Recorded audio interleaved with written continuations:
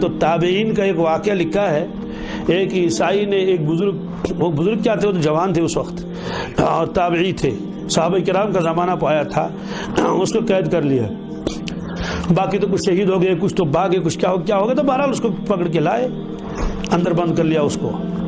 اب انہیں کہا اس کو شہید کر دیں گے، لیکن جو اس کا اپنا کمانڈر تھا اپنی فوج کا، عیسائی فوج کا، اس نے کہا کہ یہ بڑا قیمتی آدمی ہے، کیا بڑا قیمتی، بہادر بہت ہے، یہ تو اتفاقاً پھنس گیا، ورنہ یہ ہاتھ آنے والا، اس کے تو ایسے کارنامے ہیں، تو ایسا کر لیں اگر یہ ہمارا مذہب قبول کر لے گا تو بڑا کام کا آدمی ہے۔ انہوں نے کہا اچھا، کہاں پھر اگر ہمارا مذہب قبول کر لے گا، کچھ لالچ والچ بھی دے دیں گے تو پھر جو ہے وہ ہمارا کمانڈر رہے گا۔ اس نے کہا بہت اچھا۔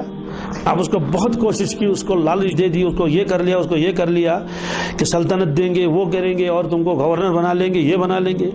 وہ تو توجہ نہیں کرتا اللہ کا بندہ، اب وہ پریشان ہے کیا کریں گے، کسی طرح سے یہ مان جائے۔ ایک مطلب وہ ایسے فکر مند تھے اس کے ساتھ کیا معاملہ کیا جائے، اس لیے کہ کمانڈر کہتے اس کو مارنا نہیں ہے، اس کو رکھنا ہے۔ تو بیٹی اس کی آئی، جوان بیٹی، اس نے کہا ابو آپ اتنے پریشان کیوں ہیں؟ کہا کچھ نہیں، بس ایسے ہی، مجھے بھی تو بتاؤ۔ کہا یہ جو جوان کو جس کو ہم نے قید کر کے لایا ہے، ہم یہ چاہتے ہیں کسی طرح سے یہ وہ اسلام چھوڑ دے اور ہمارے مذہب کو قبول کر لے، لیکن یہ مانتا نہیں ہے۔ انہوں نے کہا یہ تو بائیں ہاتھ کا کھیل ہے، کیا تو بہت آسان ہے، کہ آپ مجھے اختیار دے دیں گے، آپ کو اختیار ہے کہ میں اس کی خدمت کر لوں گی تو پھنسا لوں گی۔ انہوں نے کہا بہت اچھا۔ ابھی تک تو وہ غلام وغیرہ جو بھی تھے وہاں وہ خدمت کرتے تھے، اب تو شہزادی خود خدمت کرنے لگی، اب کمرے میں ہے، جوان ہے، اب یہ جاتی ہے، کھانا پیش کرتی ہے، چائے جو بھی پیش کرتی ہے، اور بن سنور کے جاتی ہے دلہن کی طرح کہ اس کو پھنسانا ہے۔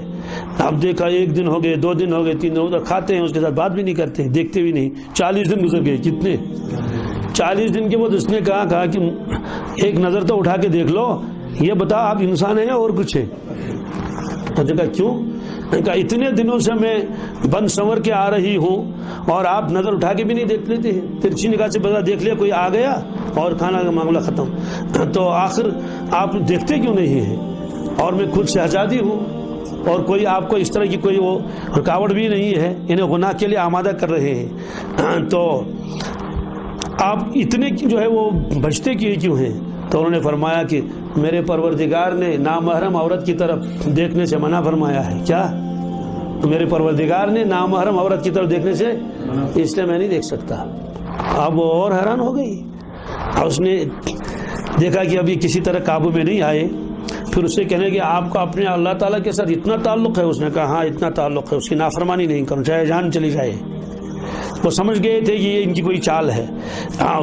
اس نے آخر میں اس سے اور بھی باتیں کی دین کے بارے میں، تمہارا دین کیا کہتا ہے اور کیا کیا، حضرت نے تو بتا دیا یہ۔ اور اس نے کہا کہ اگر تمہارا اسلام اتنا پیارا مذہب ہے اور تم کو اسلام اتنا پیارا ہے اپنی جان سے زیادہ، تو میں بھی اسلام قبول کر لوں گی، لیکن بتانا کسی کو نہیں، بتانا۔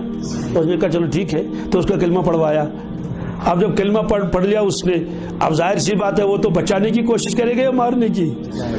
اس نے کہا ٹھیک ہے، آپ میں ایسی ترکیبیں کر لوں گی کہ آپ بھی بچ کے نکل جائیں گے، چلے جائیں گے، کسی کو خبر بھی نہیں، اور میں بھی تمہارے ساتھ چل جاؤں گا۔ تو نے کہا بہت اچھا۔ تو اس کے بعد کیا کر لیا اس نے؟ اسلام تو قبول کر لیا تھا، تو اب ظاہر سی بات ہے سب کس کو کیا خبر ہے۔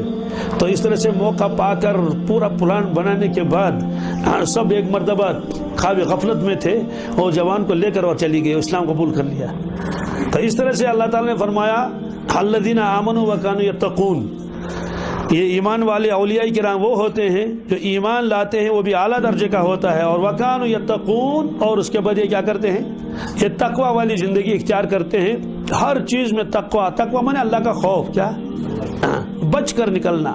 اور حضرت عمر فاروق نے ایک مرتبہ فرمایا تھا حضرت ابی بن کعب سے رضی اللہ تعالیٰ عنہ، فرمایا کہ ابی بن کعب تقوی کسے کہتے ہیں؟ کیا میں سوال پوچھا اس سے کہ دیکھتے ہیں کہ یہ کیا جواب دے گا۔ انہوں نے واپس عرض کیا حضرت کیا آپ کبھی ایسے راستے سے گزرے ہیں کہ راستہ تنگ تھا؟ کیا ادھر سے بھی کانٹے اور جھاڑیاں، ادھر سے بھی جھاڑیاں، آپ نے دیکھا وہ جھاڑیاں، تم باہر تم کینٹ جاتے ہیں تم سانڈ۔ انہوں نے کہا حضرت ہاں میں تو کئی مرتبہ ایسا موقع آیا ہے۔ کہا آپ کیسے نکلتے ہیں؟